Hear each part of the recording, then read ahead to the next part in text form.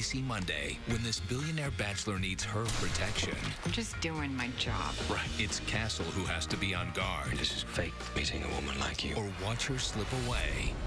Castle, all new Monday at 10/9 Central on ABC.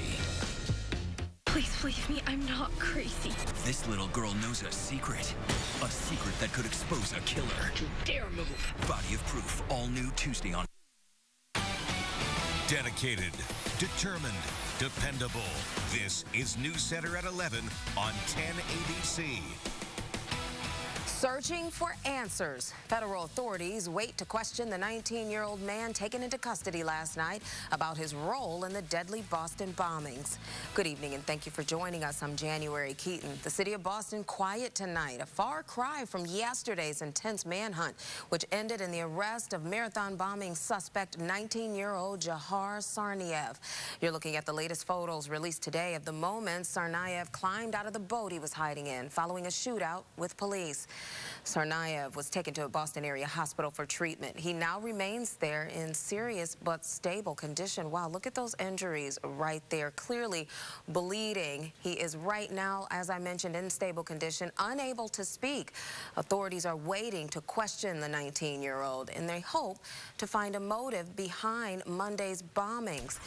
ABC's Brandy Hitt, she's been following the latest developments for us. She has more tonight on his condition and whether he'll be facing any charges. She joins us live from Boston with the latest. Brandy. Tonight, authorities are still anxiously waiting to question the terror suspect, but now that he's in custody, I have to tell you there's a different feeling here on the streets of Boston, one of safety and relief. A candlelight vigil Saturday evening in Watertown, Massachusetts honored the victims of the Boston Marathon bombings and the deadly manhunt that followed. And don't forget the real victims here. Okay? Boston, the marathon, the kids. With the nightmare over, the investigation is just beginning. The intense search for the second suspect, Jahar Tsarnaev, ended Friday with a 19-year-old found hiding and bleeding in a Watertown resident's boat. These images were taken from a police helicopter with an infrared camera. He is moving. We have movement in the boat. He just sat up. Jahar was taken alive, but his older brother Tamerlan was killed in another police shootout. Immigrants of the Russian Caucasus, the brothers came to the U.S. 12 years ago, became athletes, and attended top Boston schools. Then, after spending several months in Russia, Tamerlan allegedly uploaded radical videos urging jihad, and Jahar began posting anti-American tweets. A decade in America already. I want out. But it was about as American as it gets Saturday, with sporting events serving as therapy. From the Celtics playoff game, Boston will rise and run again. Thank you. To the Bruins honoring law enforcement in a pregame skate. And before the Red Sox played, Bostonians sang the Star-Spangled Banner while showing the world they're no longer afraid. And we're told Jahar Tsarnaev is in serious but stable condition right now and that he's not able to communicate with authorities just yet. Reporting live in Boston, Brandy Hitt, ABC News. Now back to you. Thank you tonight, Brandy. And as we wait to hear charges against the younger bombing suspect, today we're learning more about his older brother and his relationship with the FBI. The FBI saying it was notified about 26-year-old Tamerlan Tsarnaev in early 2011 by a foreign government. Tamerlan was shot and killed during a shootout early Friday morning with police. Officials say the foreign government had their suspicions about Tamerlan and his affiliation with radical Islam. But following an investigation, including an interview with Tamerlan, they found no threat. Tsarnaev had been in the U.S. country about a decade and was married with a child. The uncle of the Tsarnaev brothers speaking out again today about his fiery response to news that his nephews were being sought after for the deadly Boston bombings. Today, Ruslan Sarny spoke with different tone, saying that he loved his nephews, but he's ashamed that they chose a path of radicalism. During an interview, he blamed his oldest nephew, Tamerlan Tsarnaev, for negatively influencing his younger brother. He used his younger brother. He wasted his life. I understand he didn't know to do what, he messed up his own. I don't know what was going on there, but he messed up his life. That's why he decided to take lives of innocent people, hurt innocent people. Sarney says he hasn't really heard from his nephew since 2006. He says he cut off ties when he learned the eldest was developing radical views. Extra security was on hand today for several weekend marathons being held throughout the country. New York City police already tightening security for 2 runs. They're asking all runners not to bring bags with them and requiring all to go through a security screening. Police are also removing garbage cans along the route. The run will be held tomorrow in Central Park, and participants plan to honor the victims of Boston by wearing black ribbons. Police presence has all been beefed up in New Jersey at the annual Run-a-Palooza. The race in Asbury Park typically draws about 3,000 runners. Race organizers also encouraging runners to wear blue and yellow ribbons for the Boston victims.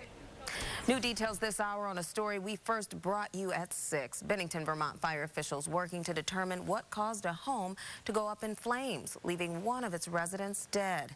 Fire officials tell the news center they were called to a blaze at the home on Lincoln Street just after 10:45 this morning. News Center's Christine O'Donnell, she's been at the scene all day, and she has the latest for us.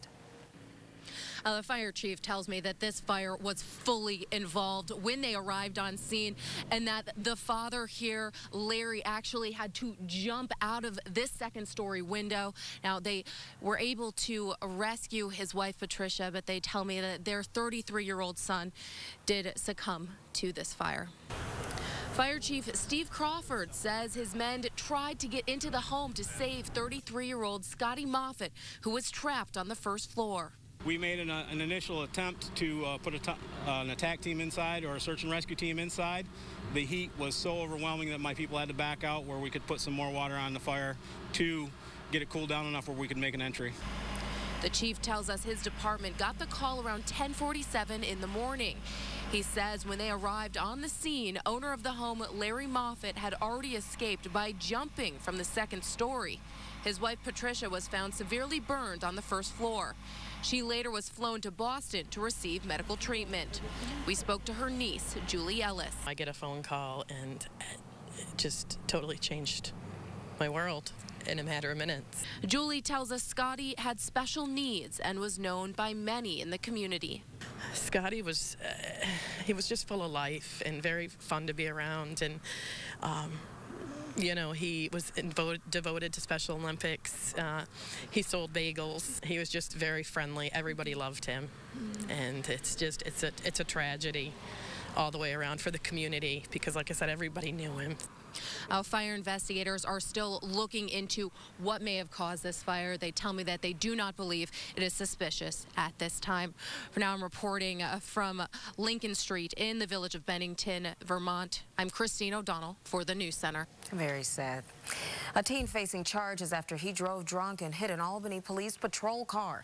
You're looking at 19-year-old Rory Edelson. Police say he failed to stop at a stop sign at the intersection of Mercer and Ontario Streets and hit a police car that had 2 officers inside. It happened around 2 o'clock this morning. Now, during the investigation, Edelson was found to be drunk and had a forged license. Both police officers, they suffered minor injuries. Edelson is charged with DWI, possession of a forged instrument, and he was ticketed for failure to stop.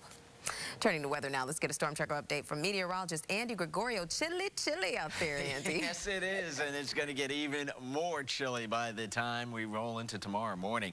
Right now, temperatures continuing their tumble here in the capital region and throughout the viewing area. We're looking at middle 30s, Fisher Ferry, Troy, Albany International Airport, Guilderland, and below the freezing mark right now at Waynesburg, where it's 30 degrees. Around the area tonight, any of the clouds we have around in places will give way to mostly clear or clear skies by tomorrow morning. And there's the cold I was referring to. The temperatures in the capital region in the mid-20s, 26 here in Albany, 23 up at Saratoga Springs and Schoharie, as well as Pittsfield, 22 at Manchester. And yeah, there's going to be some teens up in the Adirondacks, some of those colder, deeper valleys in the Catskills as well, those elevated valleys like around East Jewett. Well, we'll see some upper teens. Indian Lake near 19. Sunday morning wake-up weather, mostly sunny skies, a chilly start, west wind at 5 to 10, and a temperature of 27 degrees at 7 o'clock. By tomorrow afternoon, More sunshine, not as windy as today, and more cool temperatures. How cool? I'll let you know. Full weather in a little bit. January. All right, see you in a little bit, Andy. An event held today in Colony to help keep people's personal documents from falling into the wrong hands. This morning, Key Bank on Central Avenue held Shred Day, a free way to make sure sensitive documents are disposed of safely. People were encouraged to bring any personal documents like tax forms or credit card statements that they would like to see destroyed. The material from each shredded document will be recycled. Installing a car seat can be a daunting but necessary task to keep your kids safe, right? Well, that's why the Rensselaer Police Department lent a hand to parents who wanted to make sure their seats were installed correctly. Today at the North End Firehouse on Washington Avenue, parents were encouraged to come by for a free child safety seat inspection and installation check. Safety technicians were on hand to make sure the seat was not only installed correctly, but also fit for the child to keep them secure. Coming up, record flooding this weekend in the Midwest, and then still another week away. Coming up, we'll show you the deadly mess they're dealing with in that Midwest area, and still reeling from the explosion that leveled most of their town and killed nearly a dozen first responders. Some normalcy returns to West Texas. We'll explain coming up. Hi, I'm Lydia Colbita, and I need your help in my campaign for the